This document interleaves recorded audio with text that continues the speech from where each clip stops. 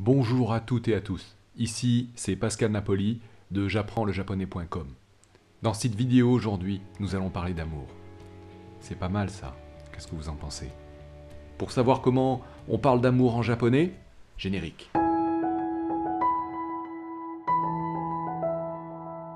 En français, lorsque l'on exprime l'affection à l'égard de quelque chose ou de quelqu'un, on a un mot, on a un verbe, c'est le verbe aimer. J'aime le poulet, j'aime les sushis, j'aime ma femme, etc. On est bien entendu d'accord que le sentiment ressenti à l'égard du poulet ou des sushis n'est absolument pas le même que celui vis-à-vis de son épouse ou de son partenaire. Là-dessus, j'espère qu'on est d'accord.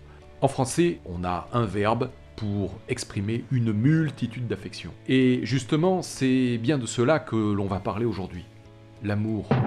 En fait, c'est un sentiment très varié, très sophistiqué, très fleuri, on pourrait en parler sans fin. Et nous n'avons pourtant, en français, qu'un seul mot. En fait, ça vient de latin amor, qui justement permettait d'exprimer un sentiment affectif fort à l'égard des objets jusqu'à Dieu, en passant évidemment par les humains. Ce qui a donné le mot ami. J'ai des amis, c'est des gens que j'aime, en fait, c'est ça que cela veut dire. Sans aller jusqu'au Japon, on peut aller déjà plus près de nous, en Méditerranée, et remonter un peu dans le temps, en regardant le grec ancien. Il y avait plusieurs mots pour parler d'amour. On a principalement 3 mots qui reviennent assez souvent, un quatrième un peu plus rare, mais le premier mot, c'est l'amour dit agapé. L'amour agapé, c'est un amour inconditionnel que l'on a également vis-à-vis du divin. Le deuxième type d'amour, c'est l'amour éros, c'est un amour érotique, un amour charnel. Puis, il y a l'amour philia. L'amour philia, c'est un amour bienveillant, d'amitié avec les autres. Les Grecs, dans l'Antiquité, avaient également bien fait la différence entre ces différents sentiments et avaient collé un mot à chaque sentiment. La question qu'on peut se poser, c'est en japonais. Qu'en est-il? Je suis certain que vous vous posez déjà une question. Et le sensei, sa femme, elle est japonaise. Alors, comment il a fait pour déclarer sa flamme à son épouse, qui avant n'était pas mon épouse, c'était ma copine? Si vous allez au bout de la vidéo, je vous dirai comment j'ai réussi à surmonter ce défi. Bon, l'amour entre les hommes et les femmes, ça semble être un sentiment universel que l'on retrouve dans tous les pays. Et on peut se poser la question, est-ce qu'il est ressenti de la même façon en France qu'au Japon? À première vue, je dirais oui. Par exemple, quand on fait une déclaration amoureuse à quelqu'un, on a le cœur qui bat la chamade et on attend impatiemment la réponse. Jusque-là, je dirais qu'il n'y a rien de bien différent. Au Japon comme en France, c'est la même chose. La question qu'on peut se poser, c'est comment exprimer correctement le « je t'aime » en japonais. Alors faisons un petit tour du champ lexical japonais. On a un premier verbe qui est très souvent utilisé, c'est le verbe « suku ». On voit dans le kanji, il y a la femme et l'enfant juste à côté, et on le traduit simplement par « aimer ». Mais on utilise ce verbe de façon assez générale, un peu pour tout. On aime une voiture, on aime du poulet, on aime les sushis, puis on aime sa femme. Et on va utiliser donc sushi ga suki desu, donc j'aime les sushis, ou anata ga suki desu, je t'aime. Et on voit bien qu'on a bien le même verbe. Et justement, c'est parce que ce verbe est utilisé dans de nombreuses occasions, il n'est pas très fort. C'est pas un amour formel qui va déboucher sur une relation de mariage. Donc c'est un amour que les adolescents vont utiliser entre eux. Un enfant vis-à-vis de sa maman, enfin. Et en général, dans ce contexte-là, on utilisera donc de préférence le verbe suku.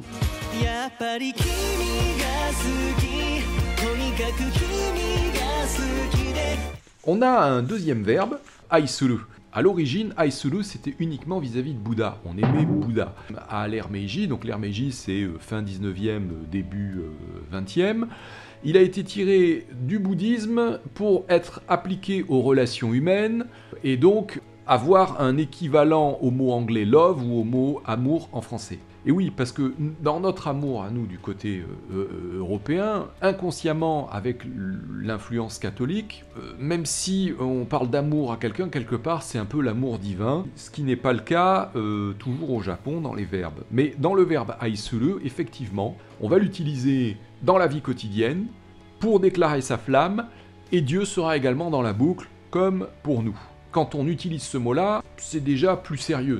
Voilà, et donc il y a vraiment l'idée du serment dans aisuru, puisque Dieu est dans la boucle.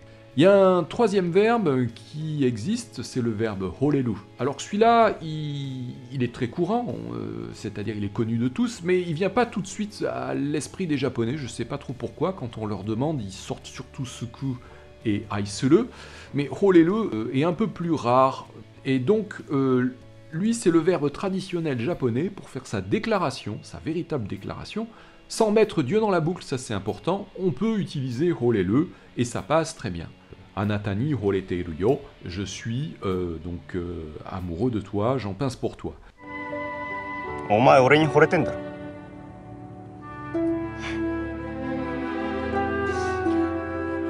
Horeteru yo.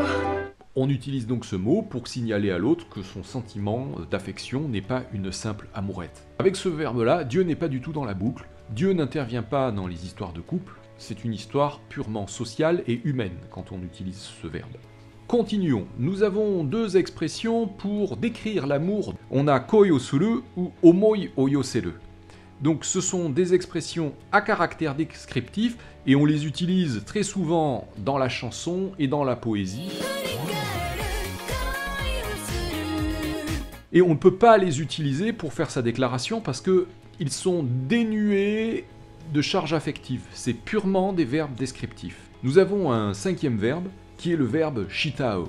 Et oui, shitao également exprime une affection chargée d'un grand respect, notamment vis-à-vis d'un supérieur. Alors par exemple, un docteur, un patron, un avocat, enfin quelqu'un qui est hiérarchiquement supérieur à vous. Tachibana Saki wa sensei wo oshitai moshite orimashita. Un sensei? Vous savez quel verbe utiliser désormais?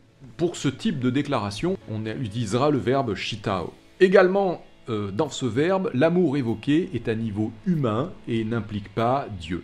Donc, vous voyez bien qu'avec le français, on a un mot et en japonais, on a une palette de vocabulaire pour exprimer le verbe aimer. Mais bon, voilà, si on veut tirer quand même une petite conclusion à cette vidéo, je dirais plusieurs choses. Premièrement, je crois que l'amour, on peut en parler pendant des heures, rien ne vaut que de le vivre. Deuxièmement, lorsque je ne maîtrisais que la langue française, j'avais une belle rose dans les mains d'un point de vue sémantique. Donc un mot aimé, très puissant, très fort, chargé de belles choses. Et puis quand je suis passé en japonais, cette rose, elle s'est transformée en bouquet de fleurs.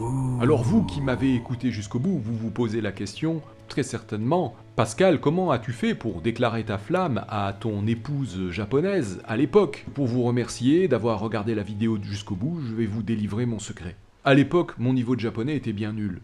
Et je n'avais pas la moindre idée de toutes ces nuances. Donc, pour être honnête avec vous, ma déclaration, je l'ai faite en français. Et puis pour finir, si vous voulez en savoir plus sur mon école de japonais en ligne, je vous invite à cliquer sur le lien ci-dessous. J'apprends-le-japonais.com. La plateforme, je le répéterai jamais assez, est prévue pour faire de l'enseignement à distance et avoir une relation professeur-élève, et je peux vous suivre à distance, c'est prévu pour. C'est la raison pour laquelle je ne fais pas de cours sur YouTube, parce que c'est pas le but de faire encore une autre chaîne qui fait des cours de japonais et des cours en autodidacte. Le but, c'est de travailler ensemble. Donc je prends qu'un petit nombre d'élèves sur mon site. Je vous invite à aller voir rapidement parce que j'ai du monde qui s'inscrit. Merci à toutes et à tous d'avoir regardé cette vidéo. Si vous l'avez aimé, un pouce vers le ciel. Si vous ne l'avez pas aimé, un pouce à terre, mais franchement, vous pouvez vous en abstenir, moi, ça m'arrangerait. Si vous avez adoré cette vidéo, n'hésitez pas à la partager pour la faire connaître. Si vous avez détesté cette vidéo, partagez-la quand même, mais sur les sites que vous détestez. Vous aurez l'impression de les enquiquiner un peu, et moi, ça me fera connaître.